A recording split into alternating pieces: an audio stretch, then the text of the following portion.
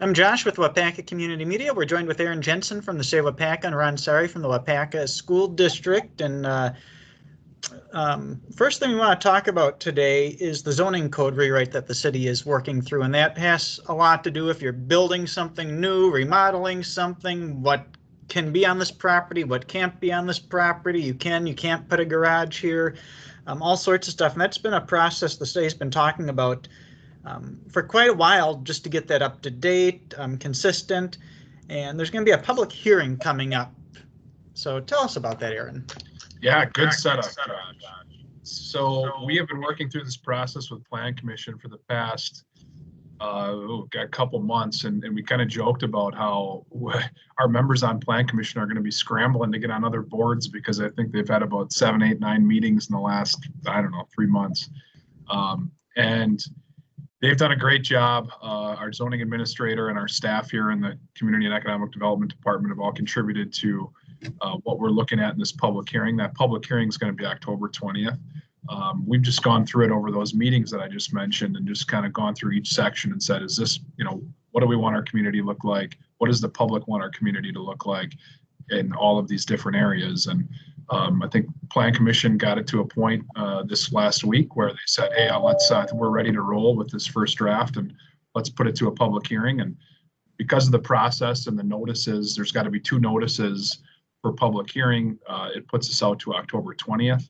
And then we'd be looking at a first reading, assuming that there's no changes suggested that night. And then we'd be looking at a second reading after that, so sometime in November. Now, if things get changed at that public hearing, now we're looking at backing it up about a month because of additional notices, additional public hearings. But we're excited to be through that, or be getting through that process. We're excited about the end result, and we think that the new zoning code is going to really illustrate more of what the community's needs and wants are, and we're working through that process. So. And something else coming up in October as well is Resident Appreciation Day, and that's something where the city's elected officials and high school students are working together. Yeah, so we are working with the school district. I mentioned this last week, I think, too, but I think the reason I wanted to bring it up again is because we have gotten the sign up online now and a couple of promotional flyers. But just to rehash and remind people what this is, it's a Resident Appreciation Day. Our elected officials and Mayor Smith really thought that we've been through a lot. Residents have been through a lot in 2020. And we've been talking about it a few ways on how can we give back to our residents and show appreciation. And so the idea of kind of raking residents' lawns, taking a Saturday and just giving back that way was brought up. And I think everyone was on board and excited to do it. And that's going to happen October 17th from 9 a.m. to noon.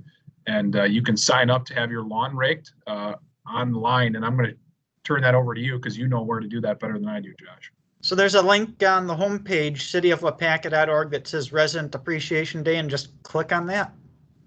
All right, perfect. And then we will be getting in touch with you about a week out, so they know what to expect when people may show up and all of that. So yeah, so that we're excited to do that.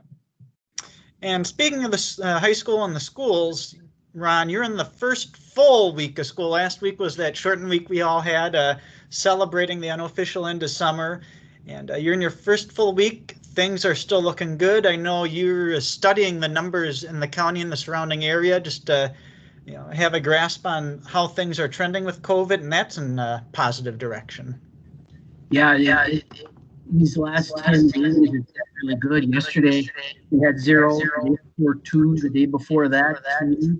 Of the last 10 days, Josh, it looks like only one day had double-digit positives in the county, so we're pretty excited about that.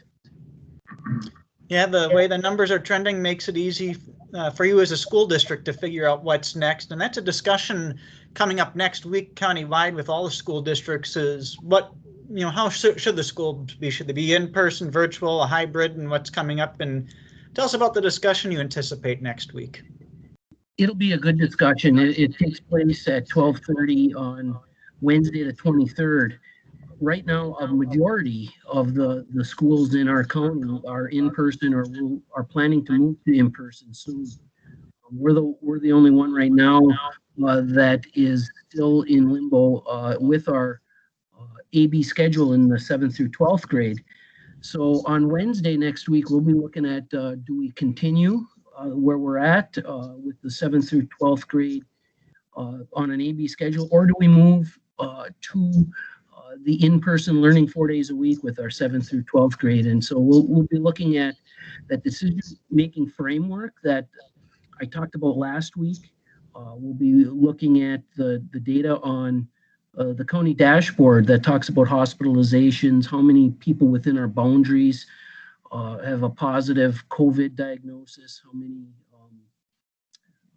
what the trends are, and how many are currently active positive in our county as well. So yeah, we'll be making a tough decision at that point, and hopefully, our goal, obviously we're happy with our educational options, the 3 options we have, which are in-person, remote live, or remote on demand. But at the same time, we want our kids in our buildings as much as we can, and that is really the core of our work. And so that's what we're hoping for. We're excited and grateful and thankful to everybody in our community for following those 3 W's: washing your hands, wearing your mask, and watching your distance.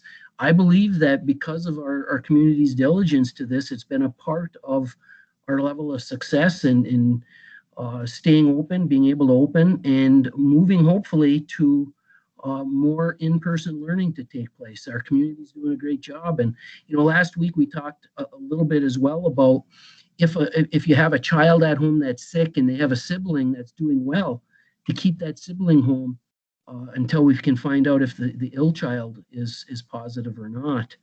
And people are doing that, so we're grateful for that.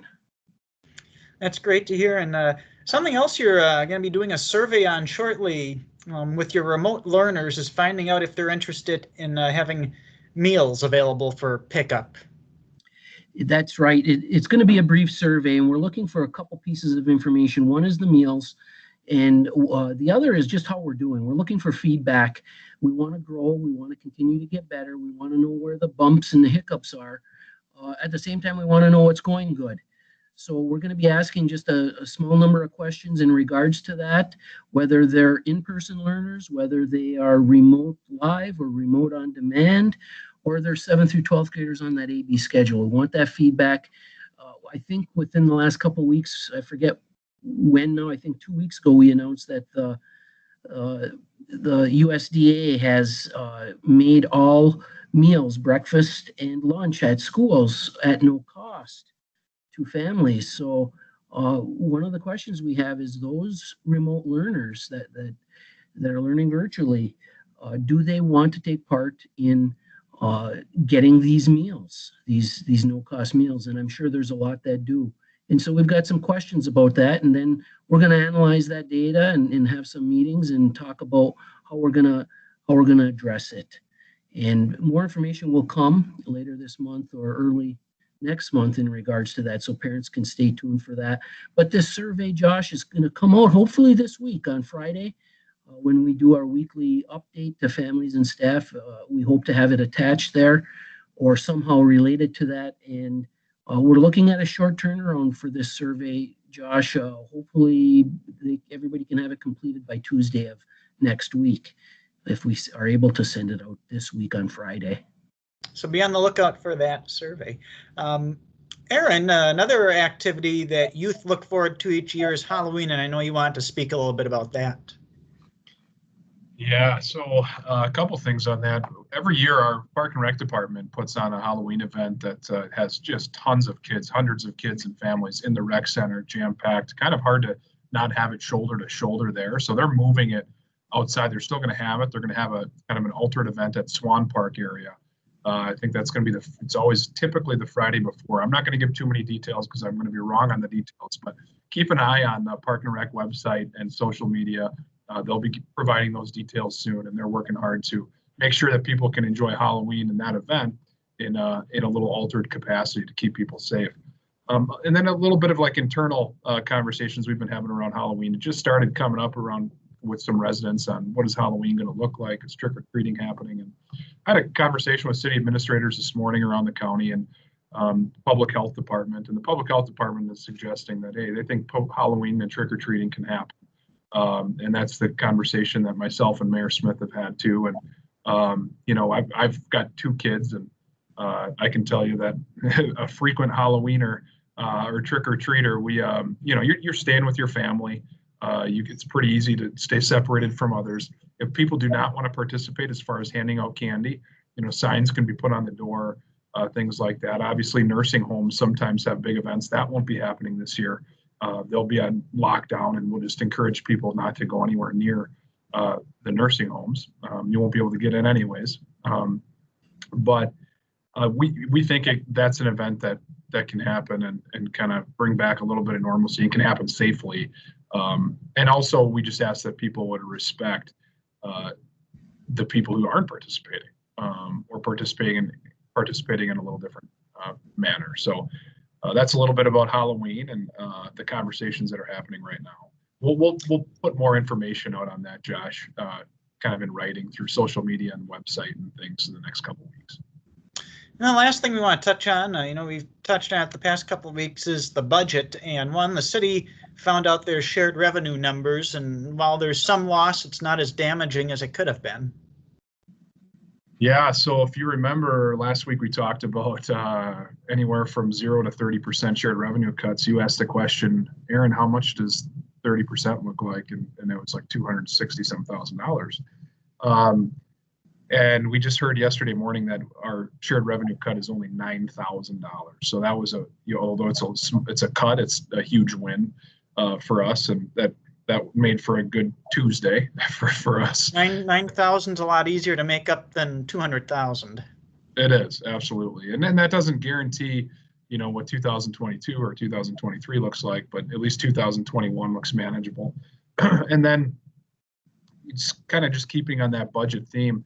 We had a committee of the whole meeting last night where our department heads and Kathy, our finance director, went through our capital budget and our borrow. We're borrowing for 2020 and 2021 projects right now.